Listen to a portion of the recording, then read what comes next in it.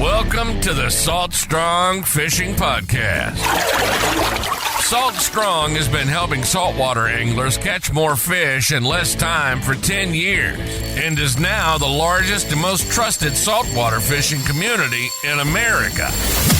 If you want to catch more saltwater fish, then keep listening. If you want to speed up your fish catching results even faster, then join the private insider community at saltstrong.com.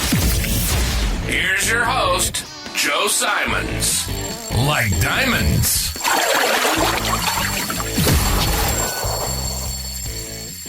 Stop proving and hiding. Hey everybody, Joe Simons, like diamonds, back again, Salt Strong Unchurched. We're talking about proving and hiding again because it's so important. And it's a new year, 2025, and we haven't talked about it yet. And I'll probably talk about it every year for as long as I do these Unchurched podcasts. It's had one of the biggest impacts in my life and even our employees' lives that we've made them go through some of this stuff with my friend Chris McAllister. If you guys have been listening to the podcast for a while, Chris has made it on the show a couple times. Chris is an author and a business coach to a lot of professional athletes and powerful CEOs. I got in there just because it was essentially a referral of a friend who is a really I'll call him high-end CEO.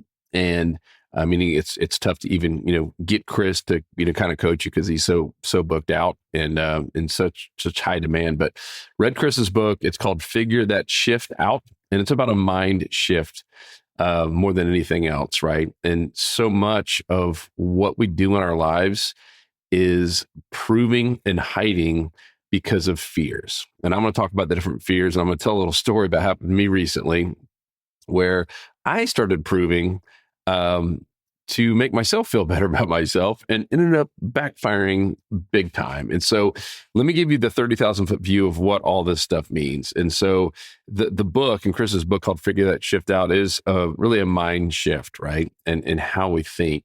And a lot of it's about your identity, right? Your what you think of yourself. And if you have some sort of fear and we make decisions on that fear to make us feel better about our identity, we end up, basically blocking all of our flow, which is what Chris says in the book, meaning you can't be in that flow state. If you've ever felt that flow state, it's really, really hard to be in that flow state, if not impossible, if you have any sort of fear whatsoever, or if you're finding yourself having to prove, meaning proving means beating your chest of oh, look at me, to make yourself feel better about yourself, right? And we do this as kids, right? We see our kids do it. Anytime you're insecure, you tend to either go to that proving, beat your chest, depending on how you're wired, or you go to hiding, which means, hey, I'm going to go avoid it and stay in bed and skip out on stuff I know I'm supposed to do because I just don't feel good about myself. And it all revolves around the same, regardless if you're proving or hiding, it means you're insecure. And it's really, really tough to grow and to be in the flow if you're not secure with your identity, with who you are. And if you guys did hear the podcast, sorry to repeat this, but it's important. Even going back to the Bible, right? Think about the very first time that Jesus is out there and has an encounter with Satan. What does Satan do after those 40 days out there in the wilderness? He starts questioning Jesus' identity. He starts questioning, hey, are you really the Son of Man? If you look over and over again, when Jesus is essentially being confronted, it's always trying to hurt his identity, right? It's trying to get him fearful. Hey, am I really the Son of Man? Am I really worthy to be the Son of God, not Son of Man? Am I really, really worthy? And so much of our own lives, if you really think about some of the down times that you get in, or if you have ever been through depression or even anxiety, a lot of my anxiety was this kind of this fear of identity and, well, gosh, what if this happens? And then, what if this, and man, I'm not going to be worthy. This is why this is so critical. And there's really a handful of main fears, these blockers, if you will, that we all get into. And let me just tell you this story real quick so you guys can laugh at me for a second before we get into this. So I guess it was the last 2 months. It feels like we've just been hit with every virus possible because we have. We had the flu first. And this is all in 2025, by the way. As a family of 5, we've been hitting all these things. So we had the flu first, then COVID, and then this norovirus. And I was bragging to my friend that, once again, this is me proving, and I don't even know why I did it, but I remember doing it and feeling like, man, I almost felt like dirty afterwards. Like, why did I have to say it like that? Like, I was boasting. I was like, oh, you know what? I haven't gotten either. So I did manage to avoid getting the flu and COVID when the most of our family did get it. So I'm like beating my chest, and I was like, oh yeah, I haven't gotten any of it. And now Jackson's got norovirus, so I'll probably won't get that either. Almost like I got super strong immunity. And I did. I really felt cheesy afterwards saying it. It was like saying it to make me look better. I don't know. Like, I thought I was better than that. And then I did it again. I was sitting there talking to my neighbor, and I don't know if it was just because small talk or I didn't have anything else to say, but I just threw it out there randomly. He's like, hey, how's your family doing? I was like, oh, they've all been sick. But I was like, but I haven't gotten it yet. I haven't gotten any of it. And I should have knocked on wood. I shouldn't have said it in the first place. But I remember it again. I was like, why am I proving to my neighbor the fact that I haven't got sick, right? There is nothing positive or helpful that came from what I said. And that's when you know you're sometimes proving you're hiding. When you say something that only makes you look better, it doesn't enhance a conversation. It doesn't really enhance anything except makes you feel a little bit better because maybe you're insecure about something. So I say it in no lie. What do you think happens the very next morning? I get the norovirus. I caught it from Jackson. So Jackson was dealing with it. And right after I'd boasted 2 times the fact that I hadn't got any of them, I got that norovirus. And by the way, if you haven't got that, that was God's 24 to 48-hour reminder of shut your trap, be comfortable who you are worthy, you are loved. You don't have to go brag and boast and start proving.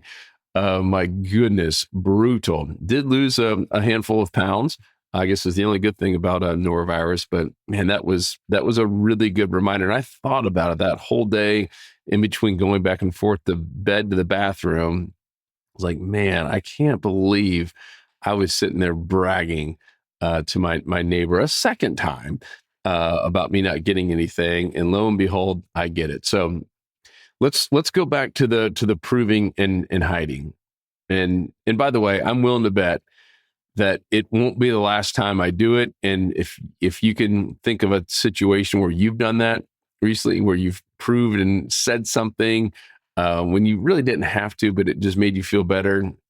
I think the good part about it is once you can become conscious about it, because a lot of people don't. I mean, you've probably met that insecure person that just constantly has to talk about themselves and what they've done and what vacations they went on. And I'm not saying you can't talk about that stuff, especially if you like a funny story, but you know what I'm talking about when it's someone that only wants to say it just to make them feel better. They're not aware of it. They don't have the awareness.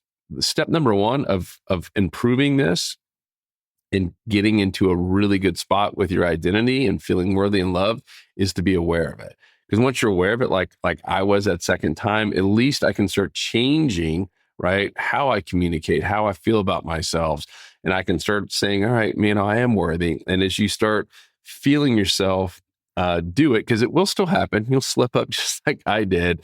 It's just so much easier when you can catch yourself doing it to stop doing it, or at least to avoid doing it and channel that in a different direction. So let's go into the different ways or the different fears that people are using. So number 1 is the fear of not being needed. And with any of these, there's no right or wrong. It's not like one is better than the other. They're just, it is what it is. Every one of us is wired differently. Just like some people are tall, some people are short. It's no different than that. It's not good or bad. It is. So the fear of not being needed is one. And so in that fear, it's in the internal speak is, if I'm not needed, then I'm not loved. And, a lot of times this could happen in relationships. It can happen in work, right? It can happen around the house. And oh my gosh, if I'm not needed here, then I'm not loved, then I'm not worthy. And this is just, once again, one of the many insecurities and fears that people have. The next one, the fear of not being cared for. A lot of people that have this fear of not being cared for, they just feel like they gotta do it all. And the same with the fear of not being needed. These two are very similar, where they just always have to be doing everything because they are doing this because they feel like, oh man, if I'm not caring for all the kids and doing every single thing, then I'm not going to be cared for. And it's an interesting one, and I've seen this play out with some of my loved ones. Where like, no, hey, here's your permission slip that says take care of yourself. You don't have to take care of every other person. You are needed. You are loved. The world's not going to fall apart if you don't care for every single person. The next one, the fear of not belonging. And the fear is like, oh, I just don't belong anywhere. People that have this are kind of constantly looking for a place to call home. The next one, the fear of inadequacy. And this fear, your interpretation is to never do something that you can't do flawlessly. So people that have this, it's always got to be perfect. It's always got to be flawless. And if it can't be, they just won't do it. They'll avoid it like the plague and just do only things that they can do perfectly. The fear of poor performance. So this is one of my top ones here, that if I can't perform well enough, then I just don't feel worthy. Like, meaning if I do something bad, and it kind of ties into the feeling of inadequacy, like if I'm doing something and I feel like I'm failing at it, or if I lose momentum in business or in life, if I don't do well even in sports, I felt like, oh man, I wasn't worthy. Like God didn't love me anymore. And obviously I realized that wasn't true, but that's how you feel when you have that feel of poor performance. The fear of being a bad person.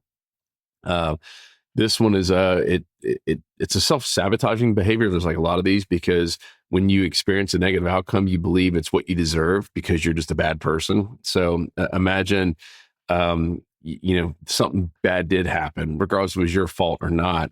And you feel like, oh man, this is all my fault. I deserved it. It's just because I'm a bad person. And a lot of these things can even go back to childhood, right? Some friends that have this one had gone through some pretty nasty divorces when they're little, and just somehow were thought to believe that it was their fault. I just deserve this because I'm just a bad person. Maybe it was just a bad parent that planted that seed, or maybe it wasn't. Maybe it was a friend that said, "Oh yeah, your parents got divorced because of you." Like little things like that. Even as kids, it's so sad, but they carry that with them until once again they had that identity shift to figure that shift out. The fear of a bad outcome, and this fear is, oh, if I mess up, the worst will happen, right? So guess what happens? You start once again doing things that you can't mess up, and everything's got to be perfect. And you start thinking, all right, well, if this happens and that happens, then the whole world's going to fall apart, and I'm not going to be loved. And eventually, you kind of you don't like shut down completely, but you start doing things that can even give you pleasure because, oh my gosh, it might turn badly, and this might happen. And this is one that not fun. I know quite a few people that have that as the number one. The fear of vulnerability, meaning, hey, if I'm vulnerable, and tell people that I'm going to get hurt. This is one I don't have. It's very easy, not easy. It's become easy for me on these podcasts to even be vulnerable, like my story earlier of me proving and getting sick. Talking about anxiety. The book Fishing for Happiness that I wrote, I had to become very vulnerable, and I can't even say the word. But there are a lot of people that have this, which is why they hold stuff in and can't share any of it and start believing, well, I'm going to get hurt and I'm going to deserve this. The truth is, if this is you, know that when you do open up, and you don't have to open up on a national podcast, and you don't have to do it in a book and tell the whole world, but even just telling a few people or a loved one, there's people that hold stuff back even from their spouse about how they're feeling or something happened to them because they think they're going to get hurt. But just telling one or two people, it's amazing the load that comes off your shoulders. It's amazing the conversations that happen afterwards, as I found. It's amazing the relationships I've built because of me being honest. Not always easy. Sometimes you have to take a step back to go forward a few. But that's a really, really powerful one when you can be just honest and vulnerable. I struggle with that word. The last one, fear of being replaceable. This is another one that I deal with sometimes, where it's the feeling that, oh, I'm nothing special. And so if we believe that we're nothing special, we're constantly on this search to figure out what's unique about us. Maybe it's why I scream Simon's like diamonds. Um, it's one of these sometimes where, especially if you're lows, you're just like, oh, I'm just one of 7 billion people. There's nothing special about me. I just could be replaceable. And this is one, like I said, I can relate with it. This is not my main driver, but this is where I could go sometimes, where if I'm just down in the dumps, it's like, oh yeah, I'm just replaceable. And usually it's, for me, it starts from that lack of the fear of poor performance.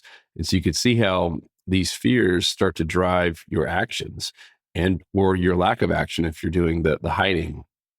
And yeah, it's so powerful. Just even think about this, which is why I want to talk about it every single year about these, not just necessarily the fears, but the whole proving and hiding. Because anytime you find yourself proving and or hiding from some fear that you have, that means, like, usually you're so close to having a really, really, really awesome moment where you're going to grow, right? That's really what it comes down to. And so every time I find myself proving or hiding, I know that I'm feeling insecure.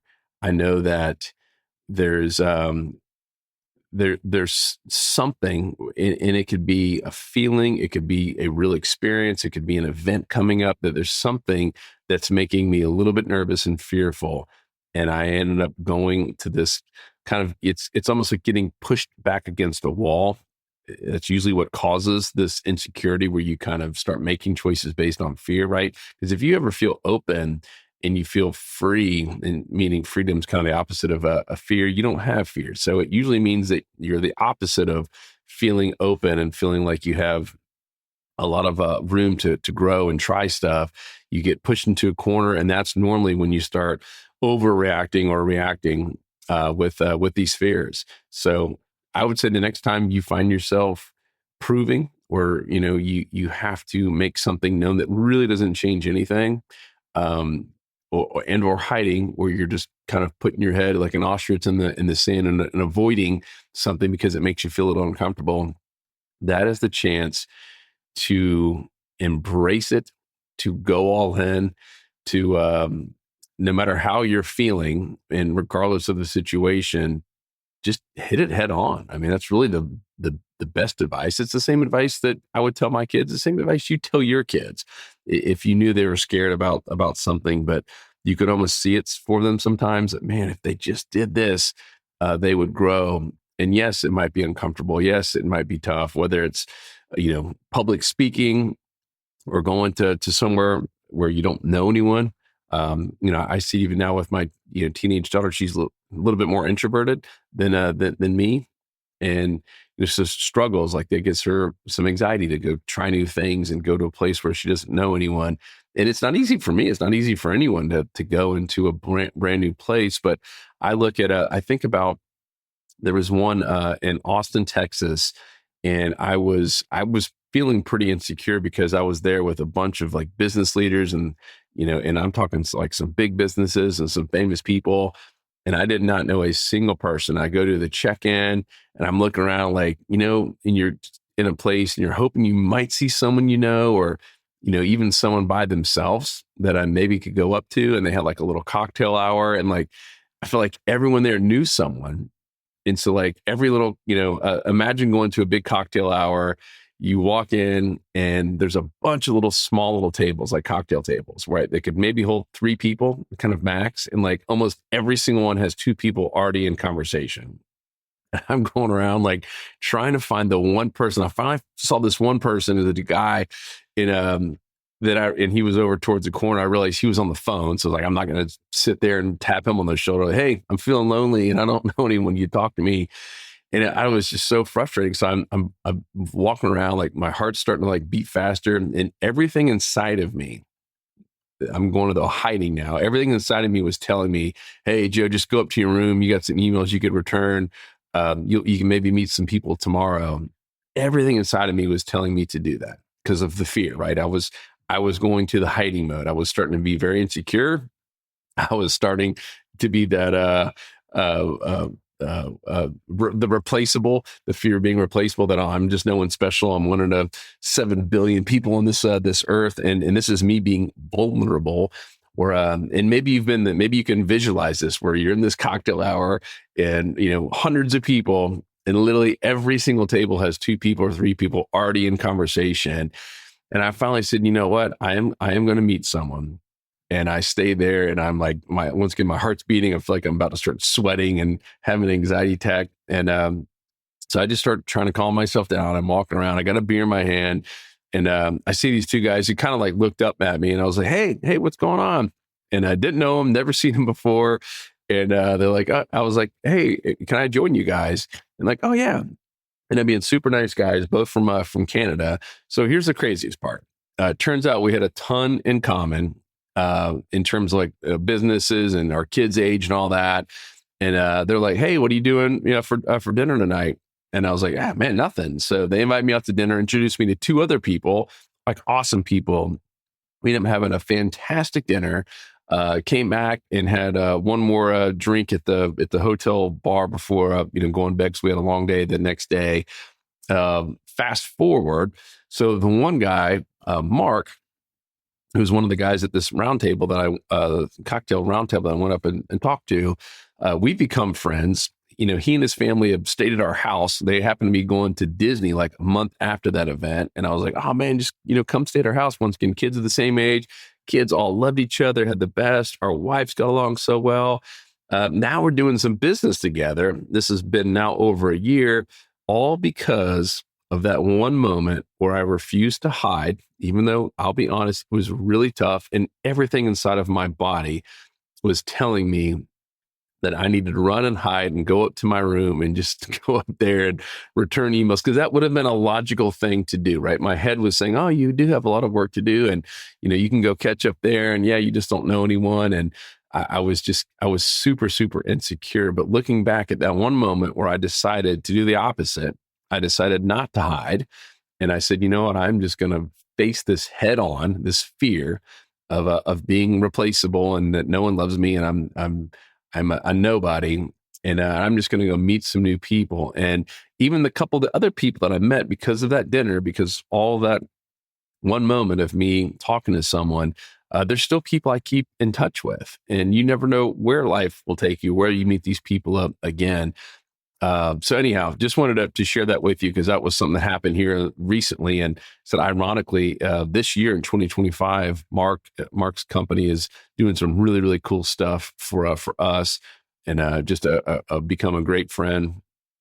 And who knows, what else will come from all that, all because of that one moment. And that's just one of many that we all get to face and deal with. I'm sure you have stories similar, and maybe there's some, because I've been in the same situation where I did decide to hide and had even maybe a little bit of regret, like, why didn't I just face my fears? Because it wasn't easy. It was incredibly hard. But thinking back, it really wasn't that hard. It was only hard because my body wanted to go in a hiding mode because of my insecurity so bad. So wanted to share that with you. Proving and hiding, you'll probably hear about it again in 2026. I think it's just so critical. It's something we all do.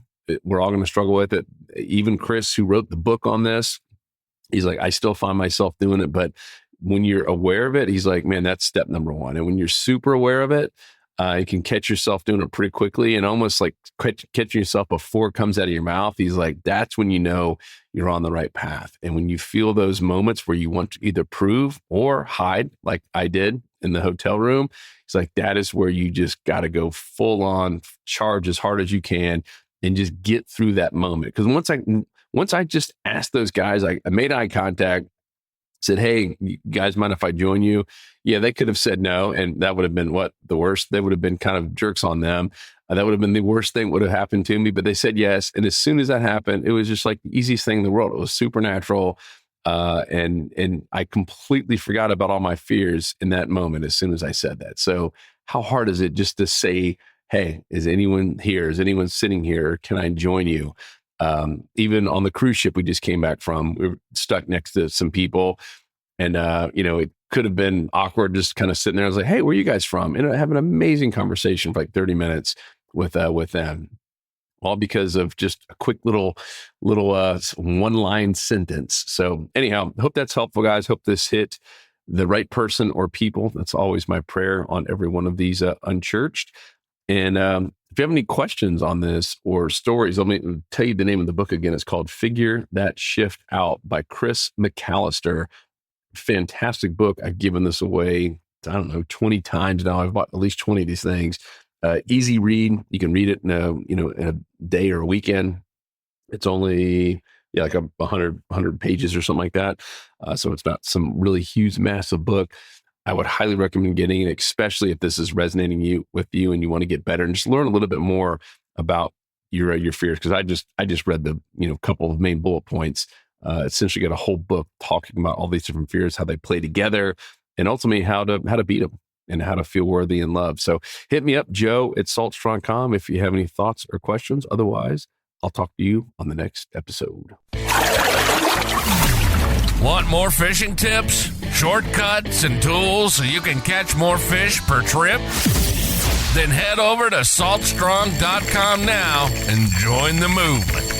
Tight lines, and thanks for listening.